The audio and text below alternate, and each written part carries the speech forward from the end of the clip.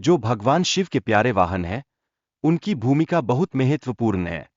नंदी न केवल भगवान शिव की सुरक्षा करते हैं, बल्कि उनके ध्यान को भी सुनिश्चित करते हैं। यह न केवल नंदी की भक्ति को दर्शाता है, बल्कि यह भी दर्शाता है कि एक सच्चे भक्त की जिम्मेदारी क्या होती है। जैसे ही नवरात्रि का समय आता है, माता दुर्गा का पृथ्वी पर आगमन भी याद आता है। यह त्योहार न केवल धार्मिक महत्व रखता है, बल्कि संस्कृति का भी एक महत्वपूर्ण हिस्सा है। इस समय देवी देवताओं की आराधना का विशेष महत्व होता है और परिवारों में एक धार्मिक वातावरण बनता है। इस दौरान माता दुर्गा का महादेव से मिलने का निर्णय एक विशेष संदेश लेकर आता है। यह दिखाता है कि देवी देवताओं के बीच संवाद और सहयोग कितने महत्वपूर्ण होते हैं। यह सिर्फ एकता का ही प्रतीक नहीं है, बल्कि हमें सिखाता है कि कैसे हम सभी मिलकर एक संगठित तरीके से चल सकते हैं। लेकिन इस संघर्ष में एक टकराव होता है। नंदी और सिंह के बीच संघर्ष का यह कारण बनता है क्योंकि सिंह भगवान शिव की तपस्या को बाधित करने की कोशिश कर रहा है। यह हमें याद दिलाता है कि सच्चा भक्त हमेशा अपने स्वामी की रक्षा के लिए तत्पर रहता है। नंदी, जो अपने कर्तव्यों का पालन करने में दृढ़ है, भगवान शिव की तपस्या को नुकसान पहुंचाने के प्रयासों के खिलाफ खड़ा होता है। उसकी यह सेवक धर्म न केवल उसकी भक्ति को दर्शाता है, बल्कि यह भी बताता है कि सच्चे भक्त अपनी जिम्मेदारियों को किस प्रकार निभाते हैं। फिर मां दुर्गा का आगमन इस संघर्ष में एक नया मोड़ लाता है। जब मां अपने सिंहों के साथ नंदी के खिलाफ लड़ाई में शामिल होती है, तो एक अद्भुत दृश्य उत्पन्न होता है। यह क्षण हमें बताता है कि कैसे शक्तिशाली देवी हमेशा अपने भक्तों की रक्षा के लिए तत्पर रहती है। नवरात्रि उत्सव के दौरान मां दुर्गा की उपस्थिति और भक्तों की रक्षा का महत्व और भी बढ़ जाता है।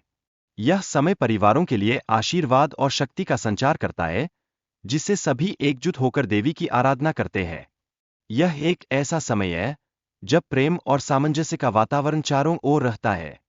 हिंदू धर्म के शास्त्रों में प्रत्येक देवी देवता की अपनी विशेष सवारी होती है, जो उनकी विशेषता को दर्शाती है। ये सवारी केवल पूजा में महत्वपूर्ण भूमिका नहीं निभाती, बल्कि परिवारों के बीच एकता और विश्वास का भी संचार करती है। नंदी और शेर के बीच का युद्ध केवल एक बाहरी संघर्ष नहीं है, बल्कि यह एक आत्मिक यात्रा का प्रतीक है, जिसमें प्रेम और क्षमा का महत्व उजागर होता है।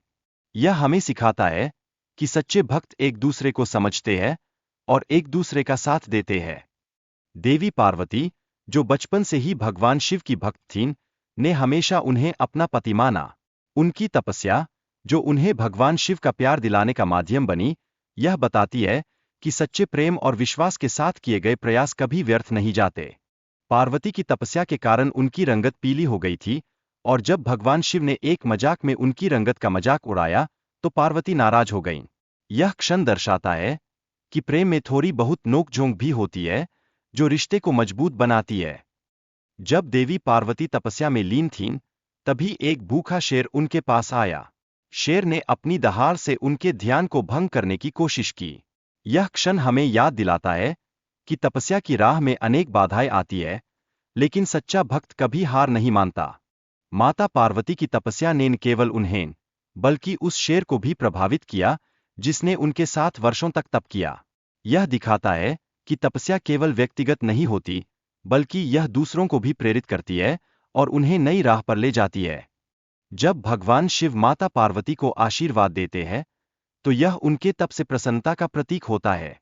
इस आशीर्वाद ने माता पार्वती को नया रूप और पहचान दी, जो उनकी शक्ति और आत्मविश्वास को दर्शाता है। माता पार्वती का शेर पर सवार होना एक महत्वपूर्ण परिवर्तन था, जिससे उन्हें शेरवाली के नाम से जाना जाने लगा। यह परिवर्तन केवल उनकी शक्ति को दर्शाता है, बल्कि यह भी बताता है कि जब हम अपने सच को पहचानते हैं, तो हम कितने शक्तिशाली बन जाते हैं।